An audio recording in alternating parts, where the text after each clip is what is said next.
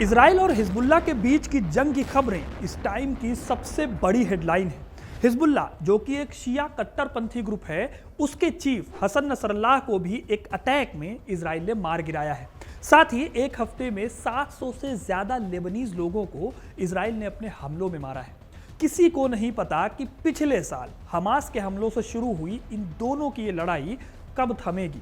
Israel का statement है कि जब तक लेबनान का ग्रुप हिजबुल्लाह इजराइल पर हमले करने नहीं छोड़ेगा, तब तक उसके हमले नहीं रुकेंगे। लेकिन इस बीच जो बात लोगों को नहीं पता है वो ये है कि लेबनान की आइडेंटिटी सिर्फ हिजबुल्लाह नहीं है। इतिहास में एक वक्त ऐसा भी था जब लेबनान एक ईसाई देश हुआ करता था। यहाँ बड़े पैमाने पर 2 ईसाई गुट रहते थे। फिर यहाँ कब्जा हुआ इस्लाम का और आगे चलकर इस्लाम भी कुछ ऐसे बटा कि जिसका नुकसान आज भी लेबनान उठा रहा है। तो आज आपको पता चलेगा कि लेबनान एक ईसाई देश से मुस्लिम देश कैसे बना और कैसे इस देश ने हिजबुल्लाह की वजह से तबाही देखी। तो वीडियो को इन तक जरूर देखिएगा, क्योंकि अपना इतिहास नहीं जानोगे तो खुद को कैसे पहचानोगे। आज लेबनान में जो भी हो रहा है, जो खबरें आप लेबनान के बारे में पढ़ रहे हैं, लेबनान का इतिहास उससे बहुत अलग है। कभी ईसाई देश रहे लेबनान के एक मुस्लिम मेजॉरिटी बनने की कहानी युद्धों, माइग्रेशन और विवादों से भरी पड़ी है। बात करें लेबनान की, तो ईसाइयत की शुरुआत से ही यहाँ पर ईसाई धर्म ने अपने पांव पसारने शुरू कर दिए थे। लेबनान लंबे टाइम तक रोमन एम्पायर का हिस्सा रहा।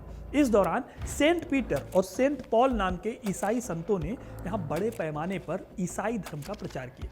इसके बाद जब बाइजेंटाइन एम्पायर का कब्जा हुआ तो लेबनान में ईसाई धर्म और भी गहराई से लेबनान की दूसरी कम्युनिटीज के बीच में फैल गया। 4वीं शताब्दी के दौरान यहाँ पर एक संत आए जिनका नाम था मरोन। उनके थॉट्स बड़े पैमाने पर लेबनान में फैले और यहाँ से एक नई ईसाई कम्युनिटी डेवलप हुई जिसे मेरोनाइट ईसाई कहा गया।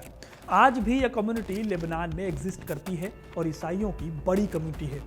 यह कम्युनिटी लेबनान के पहाड़ी एरियाज में रहती थी और इनकी मोनेस्ट्रीज ईसाई धर्म की स्पिरिचुअलिटी और लर्निंग के सेंटर बन गए थे। इस तरह से ईसाई धर्म लेबनान में डेवलप हो रहा था। लेकिन फिर इस जर्नी पर ब्रेक लगा 7वीं सदी में, जब लेबनान से कुछ ही दूरी पर उदय हुआ इस्लाम का।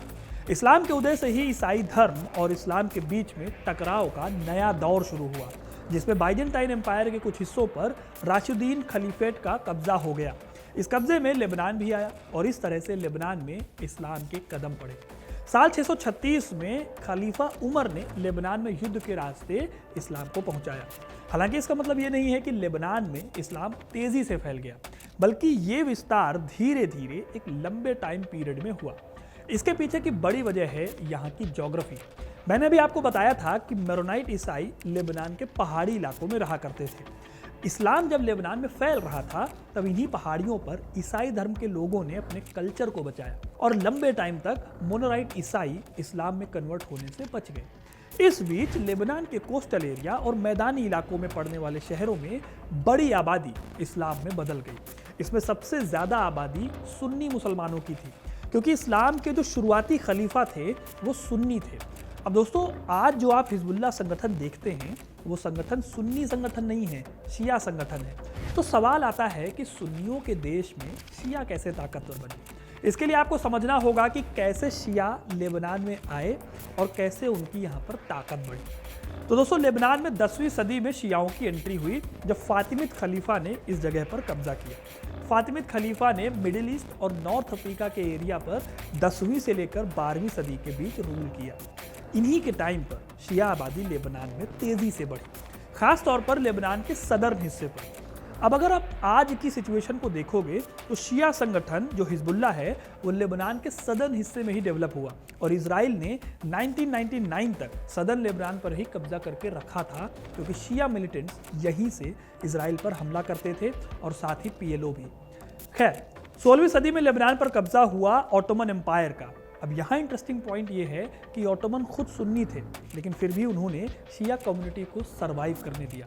इस तरह से साउथ लेबनान में बेक्का घाटी के पास डेवलप हुई सुन्नी कम्युनिटी। इस तरह से शिया कम्युनिटी साउथ लेबनान में बेक्का घाटी के पास डेवलप हुई।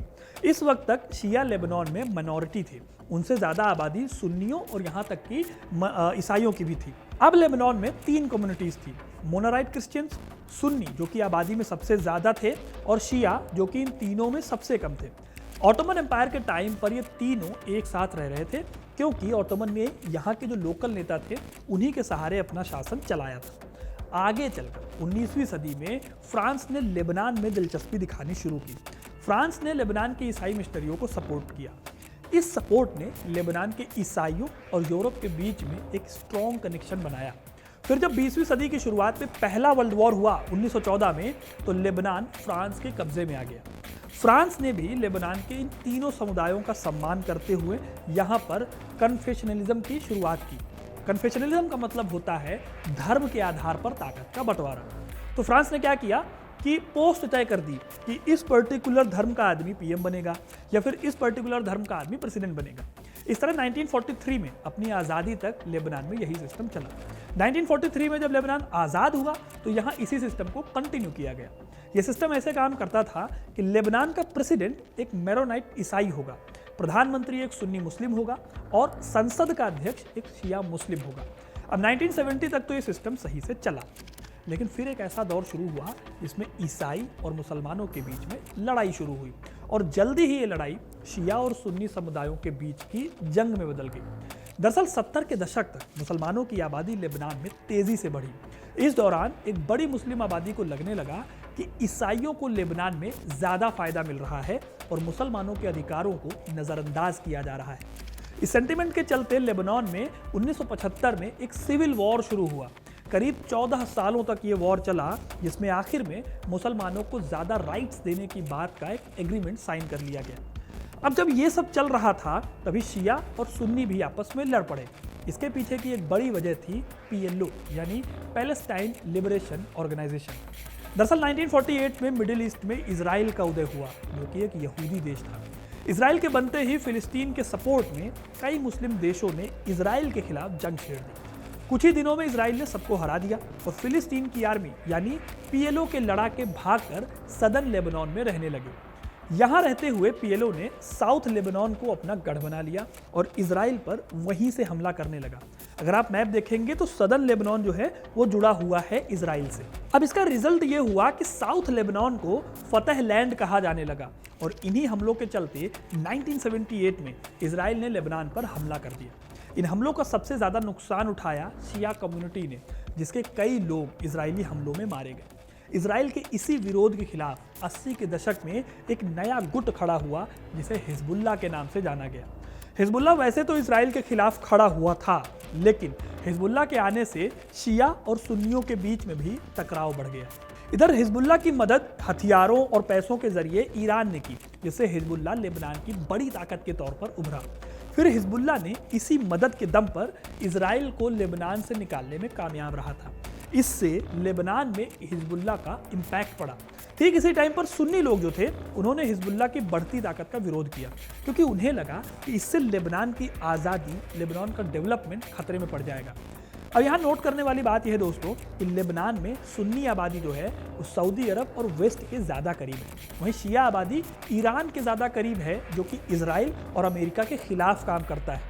इसलिए ईरान हिजबुल्लाह के दम पर सुन्नियों की ताकत को लेबनान में बढ़ने नहीं देता। जब लेबनान में सिविल वॉर हुए थे तो सुन्नी और ईसाई समुदाय लगभग निहत्थे हो गए, उनके हथियार खत्म हो गए। वहीं ईरान की मदद से शिया यानी हिजबुल्लाह जो थे वो लेबनान की बड़ी फोर्स बन गए। इसी फोर्स का नतीजा था कि साल 2005 में लेबनान के सुन्नी पीएम रफीक की हत्या हुई, जिसमें हिजबुल्लाह का नाम आया था। कुल मिलाकर देखा जाए तो लेबनान में आज हथियारों के दम पर शियाओं की टूटी बोलती है और इसकी वजह है ईरान समर्थित हिजबुल्लाह, जिसके चलते आज लेबनान तबाही की कगार पर खड़ा है।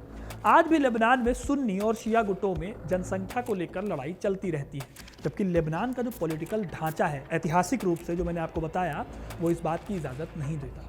अब दोस्तों आपको क्या लगता है, क्या शियाओं को ज़्यादा ताकत मिलने की वजह से ईरान लेबनान का आज फ़ायदा उठा रहा है, जिसका नुकसान उसे आज उठाना पड़ रहा है? अपनी राय कमेंट में ज़रूर बताइएगा। वीडियो को लाइक और शेयर करना ना भूलें और ऐसी इंटरेस्टिंग कहानियों के लिए, इतिहास से जुड़े रहने के लिए हिस्ट्री कनेक्ट को सब्सक्राइब ज़रूर करें। धन्यवाद।